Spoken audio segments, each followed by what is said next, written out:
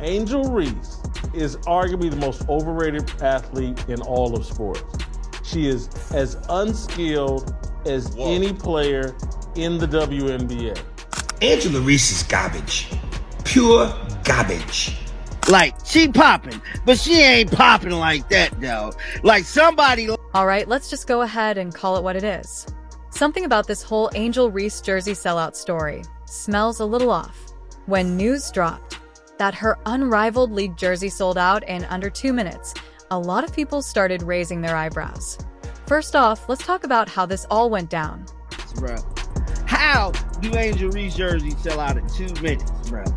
Like, she popping, but she ain't popping like that, though. Like, somebody... The unrivaled jerseys dropped at 10:04 p.m. Eastern.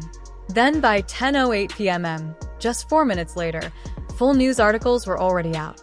Not tweets, not rumors. Published articles saying Angel Reese's jersey sold out completely. Now hold up. Anybody who's worked in media knows 4 minutes isn't even enough time to refresh your page half the time, much less sell out a product, confirm it, write an article, edit it, and publish it. The timeline just doesn't make sense. And if you're sitting there thinking, man, that sounds way too polished, way too fast, you're not alone. And here's where it gets even sketchier. It wasn't just Angel's jersey that sold out instantly. The report said that Chelsea Gray, Kayla McBride, Natasha Cloud, all of their jerseys sold out at the exact same time, too. Come on now, be honest. When has that ever happened? When has a group of players with very different levels of popularity magically sold out simultaneously? That's not how real consumer behavior works. Let's keep it real. Angel Reese, she moves merch, millions of followers, major clout, she's a brand. Natasha Cloud, super solid player. No disrespect, but she's not pulling Angel Reese numbers. It's not even close. And somehow both their jerseys disappeared at exactly the same time. Coincidence? You tell me. Think about when a new iPhone drops or when sneakers like Jordan's release. The most hyped versions sell out first.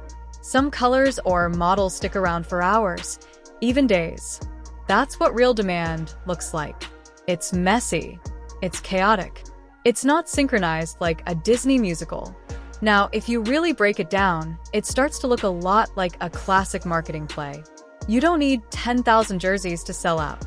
All you need is like 50, maybe 100. Make the batch super tiny, sell through it fast, and boom, headline. Sold out in minutes. It's the oldest trick in the book. Create artificial scarcity. Make it seem like everyone's buying. Build hype. And honestly, from a marketing standpoint, it's genius. But from a fan standpoint, it's kind of shady. Real sellouts are chaotic. Websites crash. Checkouts fail. People get mad. Resellers swoop in. That's what happened with Clark's Fever jerseys when she hit the WNBA. You had to fight the website just to get a size medium. Here, it was too smooth.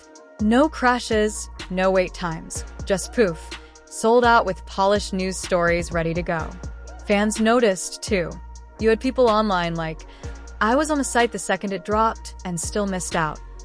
Folks were begging for restocks, saying they clicked instantly and the jerseys were already gone. It just doesn't add up. And the biggest red flag, there's no real proof out there. No massive flood of got my Angel Reese jersey as posts, no Instagram stories, no TikTok unboxings, nothing. If thousands of people actually bought these jerseys, where are they? Usually when something big drops, the internet is flooded with flex posts.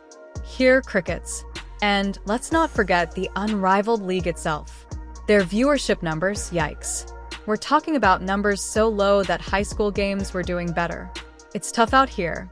So, how does a league that can barely pull 150,000 viewers suddenly sell jerseys like they're Nike? Make it make sense? It's also worth mentioning that Unrivaled reportedly hasn't even paid out the $50,000 bonuses they promised players. Yeah, you heard that right.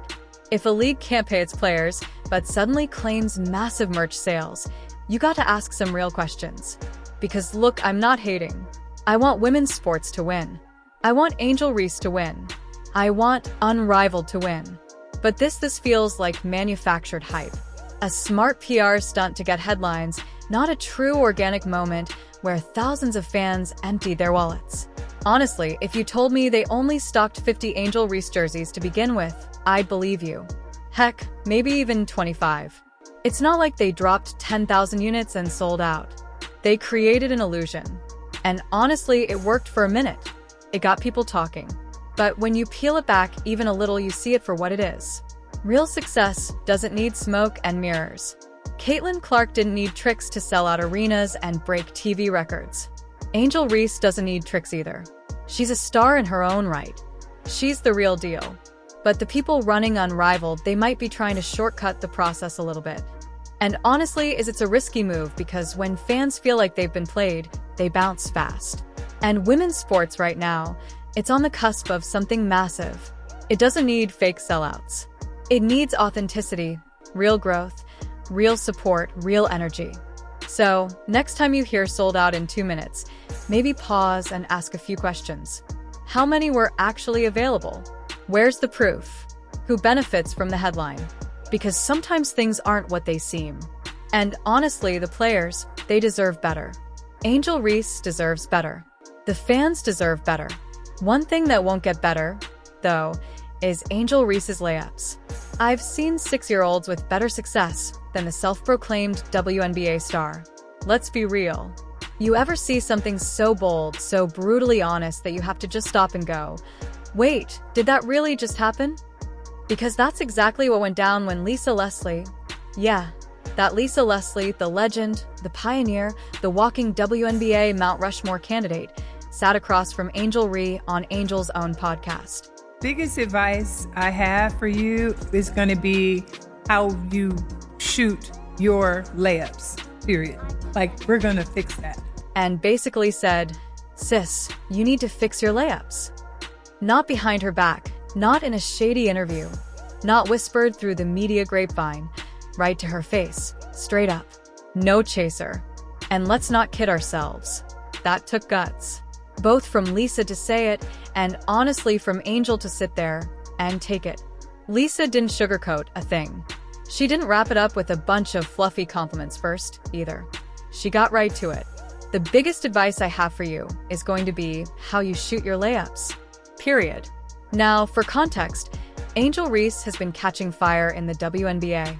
Big personality, big game. She's easily one of the most marketable young stars in the league. But Lisa Leslie, she's been around the block. She's seen all the hype trains before. She knows that flashy dunks and highlight reels only get you so far. If you want to be great, it starts with the basics. And here's the cold truth. The stats back Lisa up. Angel's shooting just around 40% on 2-pointers. For someone who plays almost exclusively in the paint, it's disastrous. There's no way around it. When you're 6 feet 3 inches with her athleticism, you got to finish at the rim. You have to. That's not a hot take. That's basketball 101. And Lisa Leslie said it to her face with love, but with no apologies. Can you imagine that happening to you? You invite a legend onto your platform and she cooks you respectfully, but publicly. Most people, they'd be defensive. They'd laugh it off awkwardly. They'd edit that part right out the episode. But Angel didn't. She left it in. And honestly, that tells me a lot about her character. She might have taken that punch to the pride, but she took it like a pro. No excuses, no side eyes, no editing the receipts. That shows she knows there's truth there, and she's willing to hear it.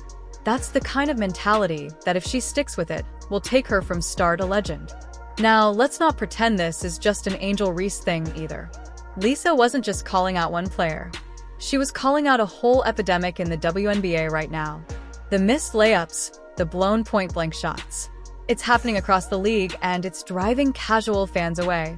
You ever tuned into a game hoping for high-level elite basketball, and within 5 minutes you're watching pros miss wide-open layups off the glass? Yeah, that's a problem. And it's not a hater's problem. It's a product problem. Because here's the thing.